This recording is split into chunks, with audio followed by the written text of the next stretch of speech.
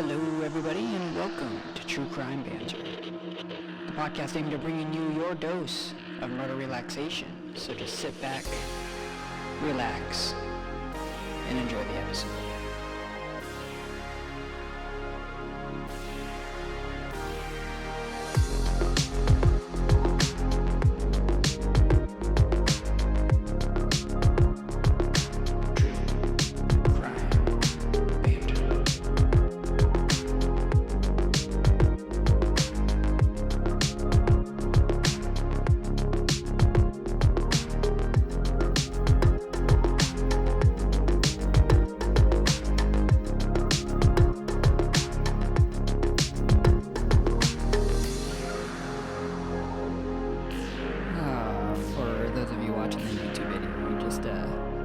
Got a glimpse of our little kitty cat. Not so little kitty cat. Yeah, he's a thick boy. Okay, as soon as we started recording, he's like, let me make an appearance real quick, and jumps on the desk. Yeah, whatever. Hello, everybody. Ooh, that was weird. That just stop the music. Stop the music. Record scratch. Welcome to episode 10, the Dirty 10. 10. I know, how about that? I think that's a thing that people say. Is it? Okay. I believe you. Today, we're going to be talking about, let me pull up my notes real quick. Yeah, do it. We're going to talk about the case of Anne Marie. What are you laughing at? Nothing. Go ahead. All right. We're going to be talking about 42-year-old Anne Marie Anastasi when she returned home from a morning of running errands to find her husband, Anthony, unresponsive in their bedroom with a gun in his hand and a bullet in his head.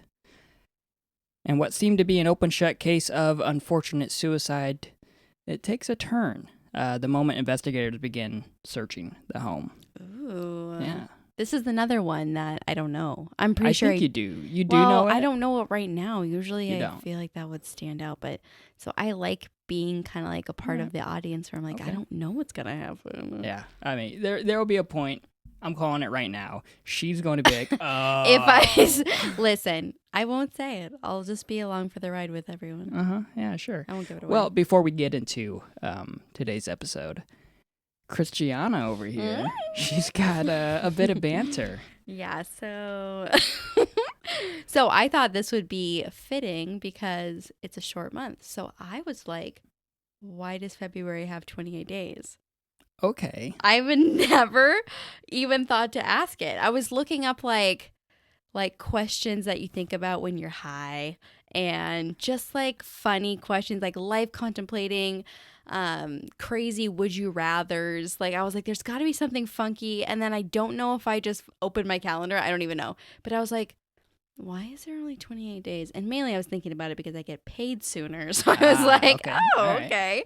So I and looked what it did up. you find out? Well, it's kind of to dumb it down. It seemed like no matter which website I went to, it's kind of a long story, but I'll just like give like a quick-ish synopsis. Okay. Because this is like, some people like this kind of stuff, the like, did you know kind of stuff, like, oh, like Right, fun right. fact. And some people are like, I don't freaking care about it. Fact of the day. Yeah. So this goes back to ancient Rome in 800 BC when everyone went by the calendar of Romulus. So he was like a ruler back then, and he basically just like YOLO'd the calendar, and he was like, yeah, whatever, right? Good guy, So good initially January and February didn't exist because everybody's calendar back then was based off of like crops and when everything was profitable, and January and February were like stupid months because it was so cold, nothing grew. So basically Okay. for 2 months nobody knew what day it was or what month it was until crops started growing again.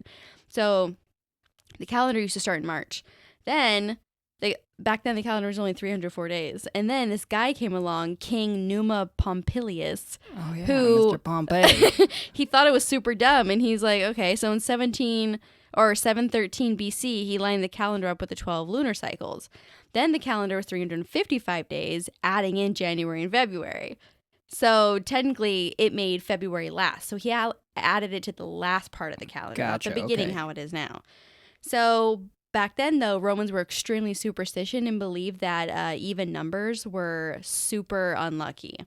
So, like, they invited evil spirits in and stuff like that. So they decided to make every month end in an odd number. But in order to reach 355, 1 month had to be even. So February pulled the short straw. Mm. So basically they think it's because it was the last month of the year. So that's why the worst things in the world always happen in February. Yeah, right. So Roman politicians actually started using the whole 28 days thing as like a scheme in their, or like a pawn in their schemes, basically. So Okay. like they would be like, if somebody that they didn't like was in office, they'd be like, sorry, 28 days is up, you're done. But if somebody they did like was in office, they'd be like, well, February this year has 30 days or whatever. So they started being like, this is freaking janky. So they were like, let's not do this anymore. So, right, exactly. So by the time Caesar came around, he was like, this is stupid. And he evened it out to 365 days, moving February to the top of the calendar with January. So according to science, the Earth makes a full cycle in 365.24 days. Right. Which is why we have the leap years. Right. So 2.24 times 4 makes one whole extra day, which is why every 4 years we have an extra day in February. How about that? So yeah, so that's pretty much it. I didn't want to like get too far into it, but basically it's like Romans made up a calendar, they YOLO'd it. I guess the only thing I have to add to that is that humans just say, fuck it. We're just going to do whatever we want. Time is a man-made concept. Yeah, basically, yeah. So, yeah, I didn't want to get too crazy because I'm not a science person. And I know I'm not the only one. I don't like all this fancy math and history lessons. But we are coming up. And you know what? This is actually going up on February 28th. So that makes sense. Yes, right. So I was like, oh, good timing. So how about that? You're welcome, everyone. Share that at your next dinner party. Ooh. Wow, everyone. Or just say that you or just tell strangers. had a fire occur at your apartment complex and then you had to leave early. Yeah, that too. Yeah. Okay. If you know, you know. As she slams her cup into the table. Okay, well, I'm going to start playing some background music. Some creepy stuff. I like that you have to. Yeah, and I like that. Yeah. I like that little... Thank you. I thought you would. Well, you were worried there for a minute. I was. Because you were like, why are you taking notes about a simple topic? Because there's names and little dates. Background info. I asked her, all right, you got your bit of banter ready for this episode? And she was like, oh, fuck. And then I'm like, okay, we're getting ready to record. Yeah, give me 15. And I'm like, why do you need 15 minutes to talk about something? Yeah, but now we know. Now I get it. You're welcome. Very factual. You're welcome, everyone. Well, let's go ahead and get into today's episode. I'm so excited. The last day of February. Yeah. Mm-hmm. So this case, it takes place on October 5th, 2015, in Lothian, Maryland. 42-year-old Anne-Marie Anastasi is married to 40-year-old Anthony Anastasi, and the two of them have 5 children together.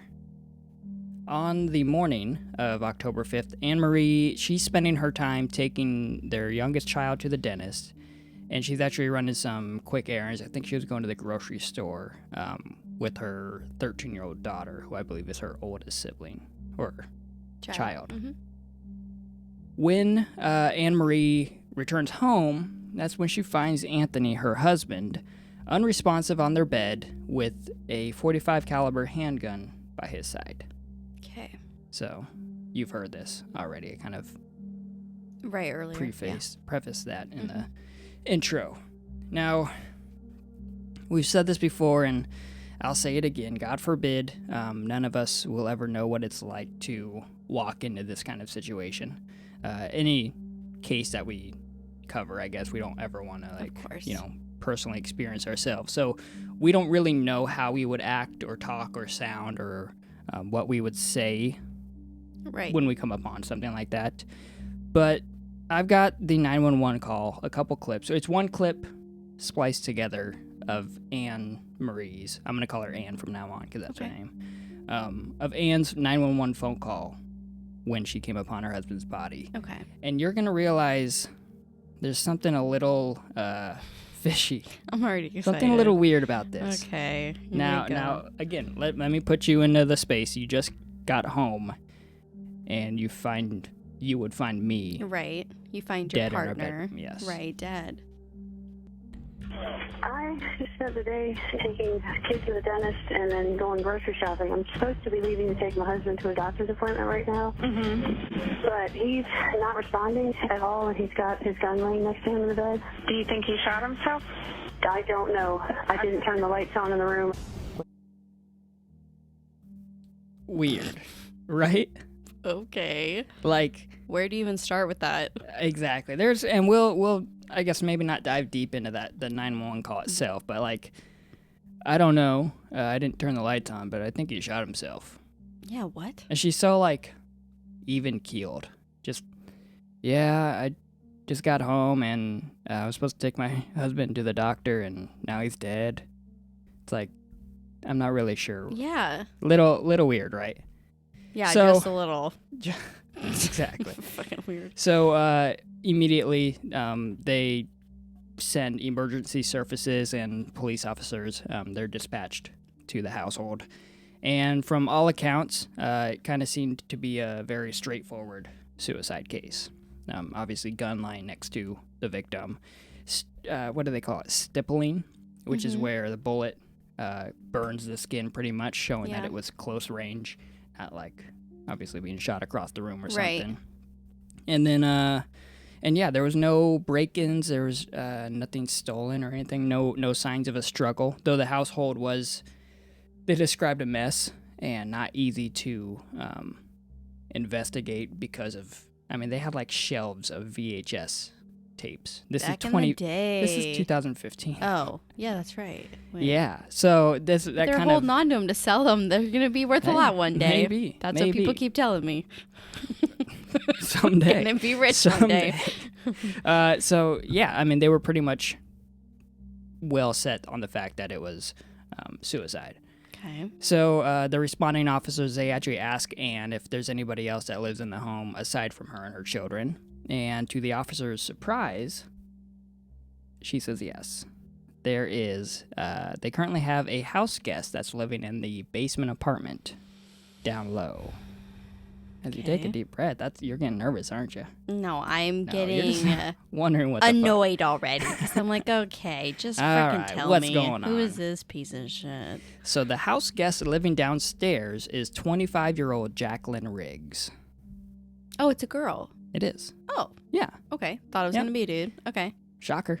Surprise. Well, we'll see. Keep The going. officers were surprised as well. Jacqueline Riggs, from what I was able to find, she's not so much like a family friend of theirs, but she's more of somebody that Anthony knew from back when the entire family actually lived in Michigan. And so Jacqueline, she was temporarily, I guess, moving in or living with the Anastasis. And based on a press release from the state attorney in Maryland, let me pull it up here. They said that Jacqueline did have a sexual relationship with both Anthony and Anne Marie. What do you got to say? Nothing. All right. You look like you We're had. all different. True. To each Now, their own.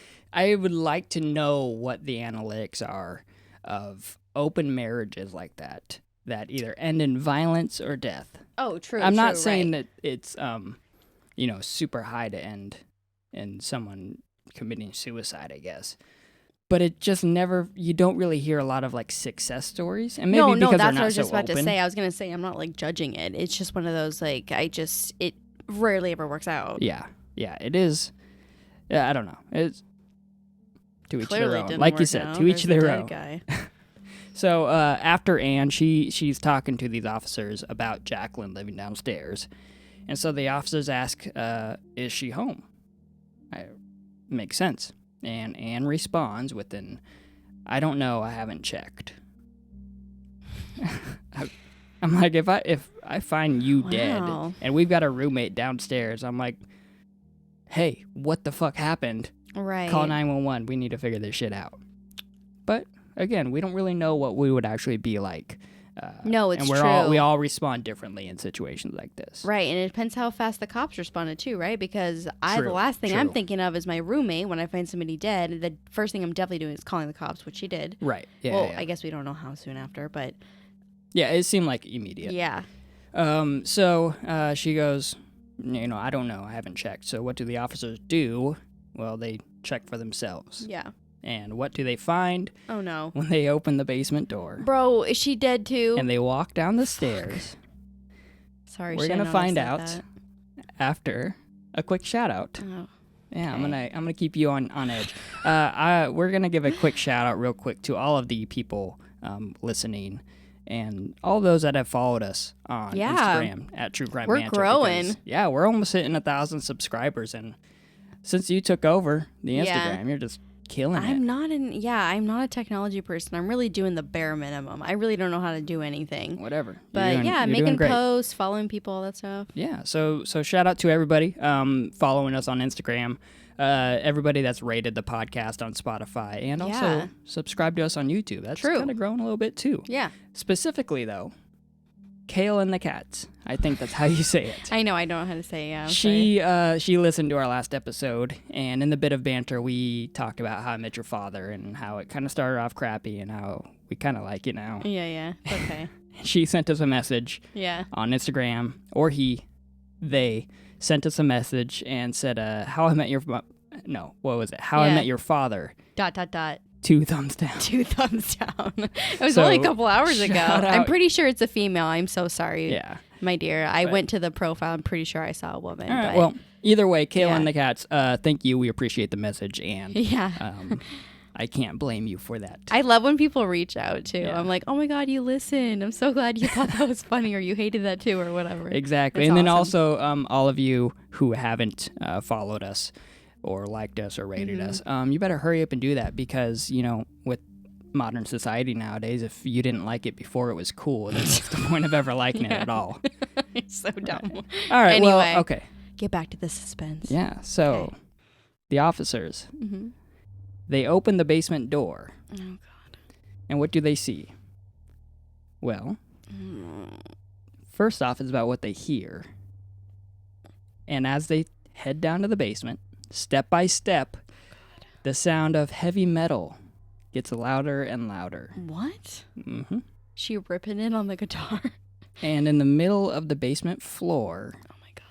they find the mangled body, butchered, as described by reporting officers, of 25-year-old Jacqueline Riggs.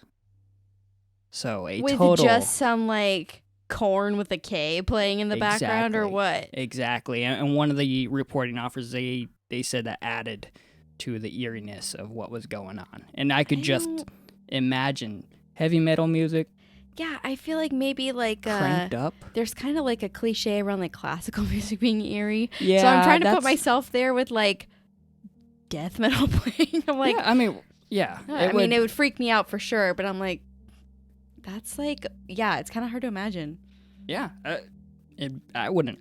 This whole Want to. thing. Oh my, anyway, keep going. This is just Yeah, bad news so written all over unfortunately, it. 25-year-old Jacqueline Riggs, she was found with a total of 42 knife wounds. So she was stabbed 20 times and slashed an additional 22 times. Okay. So blood everywhere. They said on the floor, on the walls, on the blankets. It was clear that she was defending herself. So defensive wounds all over her body. Right. And she fought for as long as she could until she couldn't fight back anymore and Yeah. eventually perished.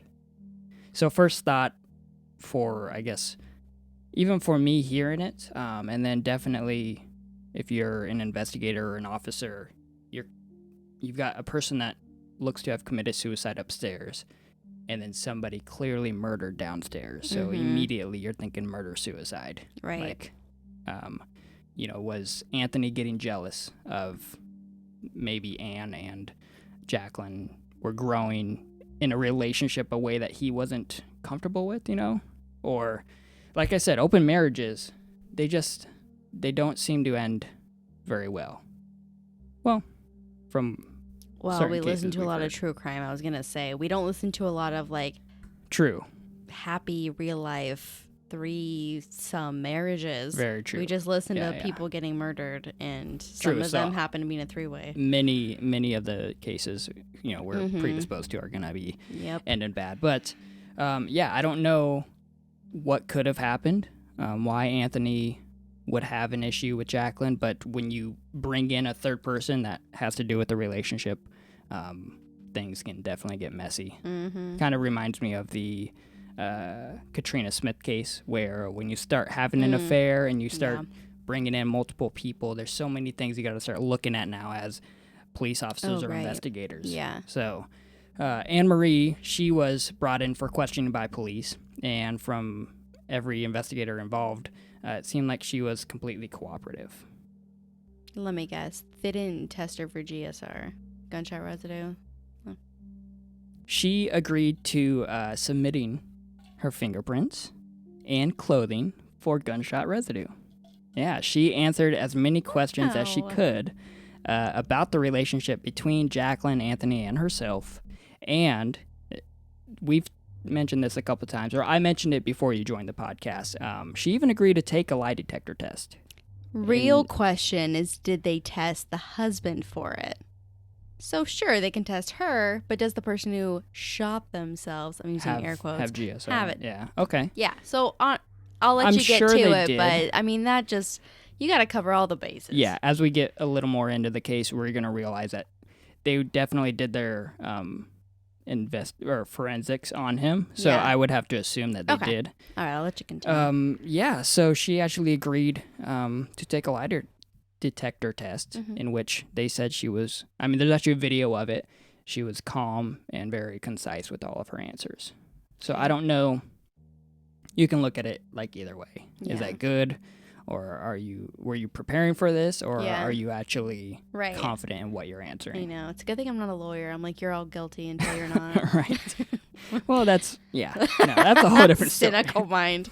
So at this point, police are trying to figure out what happened between Jacqueline and Anthony, and how, basically what we talked about, how it could have gotten to this point. Yeah. Meanwhile, while she's being obviously questioned and interrogated, investigators, they came upon something at the crime scene that kind of broke the case open. Okay. On the bedroom floor next to Anthony's body, there was a spent shell casing, and that shell casing proved to be a perfect match to the slug that was recovered from Anthony's head. This is where I was telling you that it seemed like they did their forensic duty when it came to his body. Now you're thinking, yeah, that makes sense if... Yeah. Yeah. Okay. Well, the thing is, the shell casing was for a .380 caliber bullet, but the gun found next to Anthony was a .45 caliber gun. Okay. And I know you might be... Obviously, you're not... Yeah, I'm not a gun person, but obviously it doesn't match. Right. Yeah. And when they tried to test to see if it would work in the gun, the bullet just fell right out. Okay, so that's what they're assuming happened. No, so Anthony couldn't have shot himself with that bullet, Right. with the gun that was found next to him. Right. So why was it on the ground? Because someone tried to use it and it failed. And they just didn't see it? This was a spent shell casing. So the bullet in his head so confused. I'm sorry. matches the shell casing that they found on the ground. But neither of those matched the gun that was found next to him. I'm so sorry. Okay. I get it now. Okay. So, alarm bells. Obviously, something else had happened in that bedroom. Mm-hmm. And the police are no longer investigating what they thought was an apparent murder-suicide. Or I guess I should say an apparent suicide that turned into a murder-suicide. They're now looking into a double murder. Yeah. With one person in their scope, and that's Anne Marie. Yeah. Because now what's your alternative? That the other chick shot him, Jacqueline, and stabbed herself 45 times? Exactly. Like, of course. Yeah. And if he did kill Jacqueline and then wanted to kill himself, it would be a .45 caliber bullet in his head. 2015? 2015. Dude, yeah. Forensic Files has been around for a while. Like, you wouldn't... Right. Come on. Gosh. So at the police station, investigators, they have both Anne Marie in one interrogation room. And then they also have her 13-year-old daughter just down the hallway in another room. Oh, boy. Because they were with each other that morning. Is that legal? Questioning a minor by herself? I don't think they were... That's a good question. I know... I mean, it's happened before. People will just do it. But, Right. I mean, it's 2015. Like, yeah, but this was more earlier. From what the research that I found, and I even when I was typing up my notes, I didn't know how to word it, because I wanted to say down the hallway in another room, because they didn't really say if it was an interrogation room. Right. It was just her in another room, and they said that she was very hysterical obviously her dad just died. Yeah. And that at one point she tried like escaping the police station somehow or something. Like she was trying to work her way out of it. I guess it's kind of like when people just freely talk in an interrogation room. Unless they ask for a lawyer, you can just let them talk. So I wonder if that's the same thing where they weren't questioning her, but she was just there and you were just letting her talk. Yeah. Unless, you know? Yeah, there is, there's another case that took place down in Texas, I think, where a lady was talking to her mom about what had happened. And I think we're going to cover this at some point, so I don't want to give away too much. But yeah, basically they were talking in an interrogation room where everything was always being recorded. Yeah. And so they were able to use that recording, I guess, in that case. Okay. Go ahead, so they're talking to the 13-year-old daughter, and she is hysterical. And that's kind of basically how they described her. Just, again, you just lost your dad. Yeah. So during these questionings with Anne in one room and her daughter down the hallway, Anne, she goes into detail about how abusive Anthony was to her. And she described... Anne does. Anne does. Okay. Yeah. Go ahead. Yeah, so she described the relationship between Jacqueline and Anthony, and that it was a very sexual relationship, that Anne, she wasn't jealous of it, I guess, between her husband and their housemate or house guest. But she didn't want to be a part of it anymore. Okay. And there is footage of her basically trying to explain, I told him, if you're going to be like sleeping down there or wanting to be with her all the time, then just leave, pretty much. Right, like go be with her somewhere else? Exactly. Okay. Like, this is no longer a partnership in our marriage. Okay. You're clearly just trying to partner up with her and just her. Yeah. So she thought it was like disrespectful. Okay. So yeah, she explains how at one point he held a gun to her head, I believe Anthony did, to his wife Anne's head. Yeah. And that he said, if you tell this to anybody or the police, I'll kill you and I'll kill whoever you tell. Tell what to the police? That how abusive he was towards her. Oh, okay. So basically she's trying to explain why she wasn't reporting these instances she was going scared. on. Yeah. Okay. So now with Anne in the interrogation and her daughter, I guess also being questioned, whether it's legal or not. Right. The police, they go ahead and look into the phone records of both of them. Oh, this is where it always gets juicy. Exactly, and that's when they find a couple things. So first thing was a 10-minute phone call between Anne and her daughter at 3 a.m. the night that Anthony was killed. Her 13-year-old daughter? So Anne had called her 13-year-old daughter for a 10-minute conversation. So we have to assume they weren't in the same house, or they were calling each other from the same house. Right, and Anne tries to play it off as it was like a butt dial, but 10-minute butt dial. Especially if they're talking 13-year-olds. Yeah, they're like, you're going to crack. Fuck you, Mom. Fuck you, Mom. They're like, don't call me. Like, bye. Yeah, this is the age of texting, so. So that was the first weird thing that they found was, a weird 10-minute conversation that she was having with her daughter at 3 a.m. the night that her husband was killed. Okay. The second thing that they found in her phone records was probably the most damning evidence of all. Oh, boy. It was a long, continuous conversation between herself, her daughter, and then a third phone number. This is a phone call? A three-way phone call? This is a three-way text. Oh, okay. Like a iMessage or something. Okay, go ahead. And that phone number was the number of her daughter's 18-year-old boyfriend, Gabriel Struss. Okay. And the context of the conversation? Well, Anne-Marie and her 13-year-old daughter had convinced Gabriel that Anthony was an abusive monster and that he was tearing the family apart by cheating on Anne with their house guest, Jacqueline. Okay. And the daughter at one point said that she came across her dad and Jacqueline having a conversation about possibly having another child and bringing another kid into the family. And that would be something that they said Jacqueline and her dad were very close as a father-daughter combo. And I'm sorry, did I say Jacqueline. Yeah, No, it's no. okay. I get what you're saying. Yeah. So the daughter and the father, yeah, they were very close. Super close. And so when she found out that her dad wanted to have another child, but not with her mom, she didn't like that. And Yeah, so, you bring another kid and think into the about mix. it, This a is already 13-year-old dating an 18-year-old too. Yeah, that's Just a as- whole other freaking thing. Just as Gross. disgusting. So, Gabriel, he was described as a down on his luck 18-year-old, and he was basically in need of any support that he could possibly get. So what Anne Marie did was offer him a place to live if he followed through with what Anne had planned for him to do. And that plan, of course, was to viciously murder Jacqueline Riggs and then followed it up with a shooting of Anthony. That is quite the price to pay. You can live with me if you kill 2 people. Exactly. And to stage it as a murder-suicide. So you are planning on them being caught.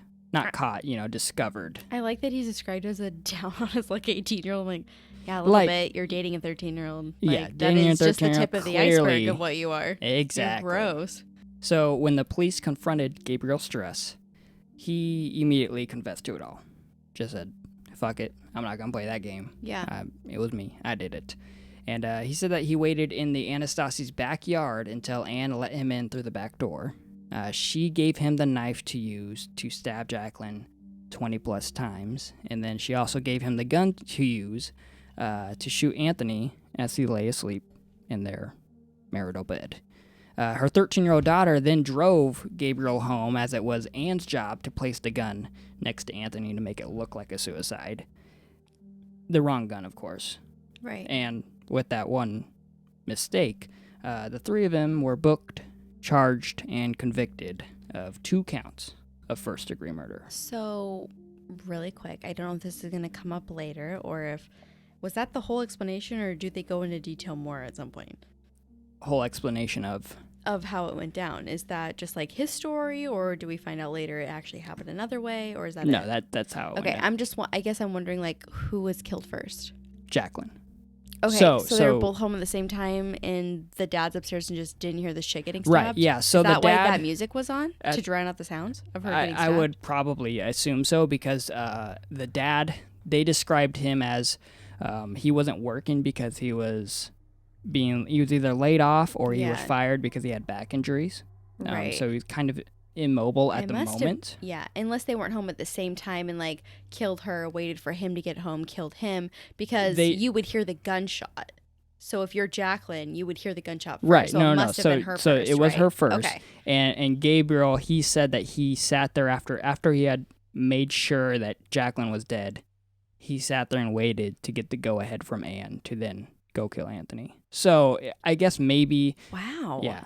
That's like really risky to just sit down there with her. Yeah, if you and think there's just a dude upstairs, a dude who wants is to have interested a child with her. Yeah. Like he could come down at any time. Yeah, and maybe... he could have heard anything anytime too. Sure, you have music playing, but that doesn't... You never know what you're going to hear. Yeah, it makes you wonder. But again, in these conversations that they were having...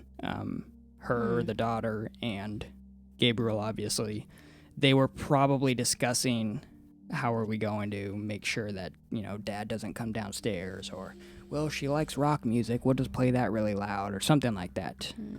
Yeah, because when they I kind of skipped over it, but when they investigated the basement downstairs, one of the things that pointed to the fact that it was murder, aside from what happened, not murder, I should say, but somebody that was involved between them, I should say, is that none of the windows were broken open. Like the door to the outside was all locked. No foresight of entry. Exactly. Yeah. Exactly. So then on top of that, the blatant overkill.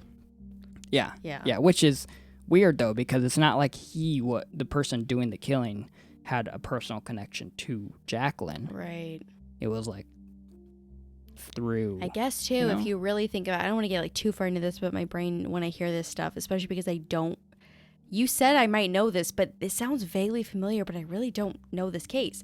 But you would think that one of the big signs would be if this, what was the dad's name? Anthony killed her, either he would be covered in blood or you would find clothes covered in blood. Yeah. Unless he killed her naked and showered. Right. And I thought that too. Thinking about it, I was like, okay, so there would be a trail mark up the stairs. I mean, there would be. Yeah. You would think that immediately, if it's murder-suicide, there would be signs that he killed her when they find him. Yeah. But also, I suppose, in that, if you're thinking through the heads that if he killed her, maybe he's not immediately thinking suicide. Maybe he's thinking, okay, what do I do? How do I get away with it? Maybe he did clean up or could have cleaned up or something. And then you're like, you know what? I just can't live with myself. So he, off himself. But yeah, What was the thing that she said when she called? She said I was supposed to take my kids to the dentist or something? No, she said I just got done taking my kids to the dentist and I was supposed to take my husband to the doctor. And you know what? Here, I'll play it again for you one more quick. Now that we know the whole story. I just spent the day taking kids to the dentist and then going grocery shopping. I'm supposed to be leaving to take my husband to a doctor's appointment right now. Mm-hmm. But he's not responding at all, and he's got his gun laying next to him in the bed. Do you think he shot himself? I don't know. I didn't turn the lights on in the room. So whatever, that the lights on thing still freaks me out. I mean, it's just stupid. But I'm just like, he didn't know when she was going to be home. If there's no phone calls or unless there was something exchanged, like she could have come home at any time during this. Well, that you're looking at it from the point of view of if he would do. Oh, wait, if Anthony did a murder-suicide. Yeah. Right. Like obviously that's not what happened though. Right. So yeah, I'm like her in that phone call, you listening to it back again, just now, it was like, I'm gonna play it one more time, and you can hear her. She's giving a reason why she wasn't home when all this probably went down. They all do. So that. Immediately, the first thing she does, she doesn't say my husband's dead or something. I came home. Yeah. Who knows what happened? But how do you know he's dead with a gun next to him if you didn't turn the light on? Like, what? But we'll listen to it one more time. You can tell that she is now trying to paint herself in a light that it wasn't me. I didn't do it. Yeah, okay. I just spent the day taking kids to the dentist and then going grocery shopping. I'm supposed to be leaving to take my husband to a doctor's appointment right now. Mm-hmm. But he's not responding at all, and he's got his gun laying next to him in the bed. Do you think he shot himself? I don't know. I didn't turn the lights on in the room. So you know the gun's laying next to the bed, but you don't know he shot himself. Yeah, exactly. And also, the first thing you mention is something that has nothing to do with what's going on. I wasn't at home at all when I think something bad happened. Yeah. Like, there's so many others like that. Like, there's a few that are like, I came home, there's so many bathtub murders. It drives me nuts. Like, there's so many. And it's like, I came home, I was gone all day at work, and my wife's in the bathtub. Yeah, and there is, We talked about it a couple episodes. I can't remember exactly what it was, but I was trying to say it was love letters that Katrina Smith had gotten from Todd Smith. And the investigators talked about how, you're looking at it like a love letter, but he's saying things like, I love you to death and things like that. I was trying to bring up, and I didn't do a very good job of it during the recording, but when you're subconsciously saying things that you're not meaning to say, like, again, when you're talking about a missing person, but you're talking about them in past tense, a lot of the times we're like, well, yeah, she was a great mom. You're just saying she was a great mom, but investigators are hearing, so you think something happened to her because she's gone. Yeah, like, she was. Not she is a great mom. Yeah. So there are things like that where it's clear the reason first thing she does is tell the 911 operator, I was doing this all morning. It's like, it amazes me, and I don't know if you went over this, that like they really started to like look into it because the shell casing didn't match and not because of all the other shit that they found. Right. No. So and maybe it's just because of the way I chose to write it, know. But the shell casing not matching to the gun found with him was the immediate. Like you said, if it's a murder-suicide, you would think he would have something more on him. Right, so maybe they had suspicions, and then they found that, and they're like, okay, for sure. Yeah. Okay. So it was like, nope, definitely for sure. Okay, some shit happened. Okay. So, yeah, and to think that she wasn't dumb and put the correct gun next to... Like, why would you not put the same gun that you gave to Gabriel next to the body that was supposed to have used it, Yeah, I'm not sure what maybe. the reasoning behind that was. Yeah, I don't know. So then what? That's it? Yeah, so Wow. it took So a what little did over a the- year, but they got convicted, all three of them, for Yeah.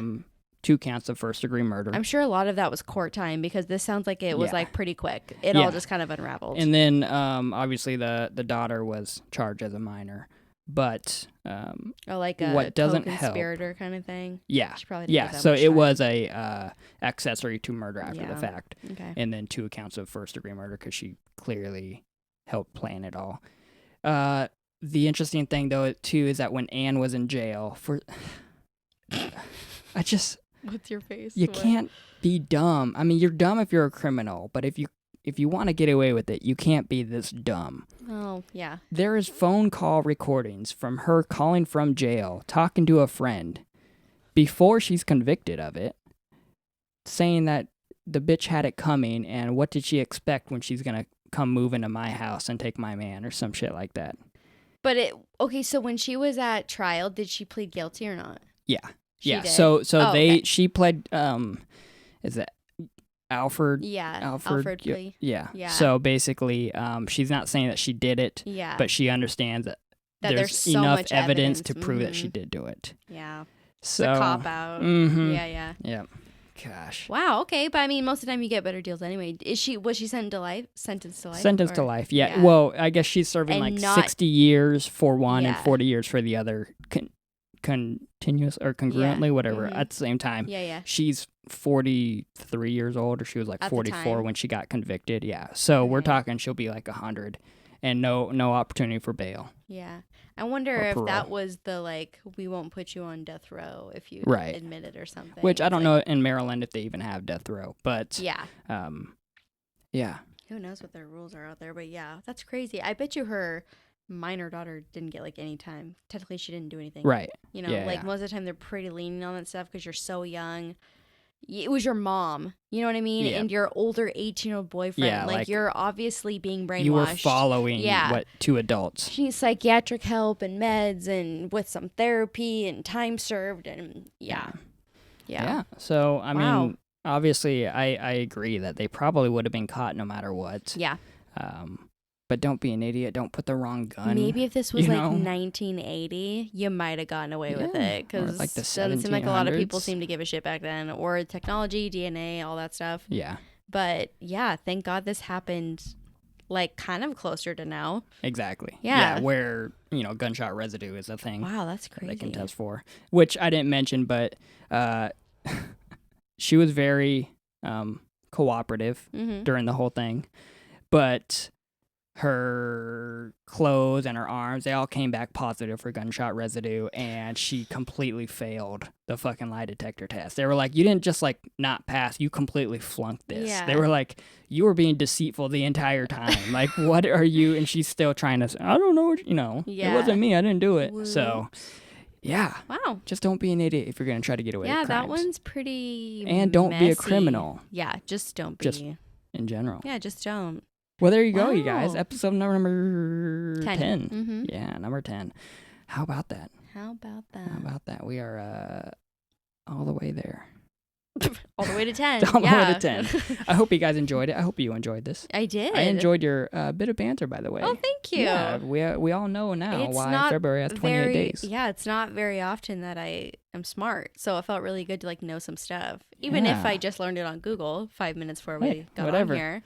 You But yeah. sounded smart. Thanks. You did great. That's what I was aiming for. Thank you. All right, well, I hope you guys all enjoyed this. If you Mm-hmm. did, rate us. Give us that 5-star on Spotify. Mm-hmm. We're trying to get enough ratings so it'll actually show what the average rating is. Yeah. Follow us on Instagram at True Crime Banter Yeah. and subscribe on YouTube if you really love us. Yeah. If you really And you love can us. see us. They You can really see love us. me. I'm looking a little pink right now. I don't know why. It's okay. I don't know. You You're just got to allowed. grab life by the horns sometimes. Okay. All right. Our listeners aren't okay. going to hear that or No, understand It's that. fine. Well, I am Riley, I'm Christian. and we will talk to you next time. Mm-hmm. Take care.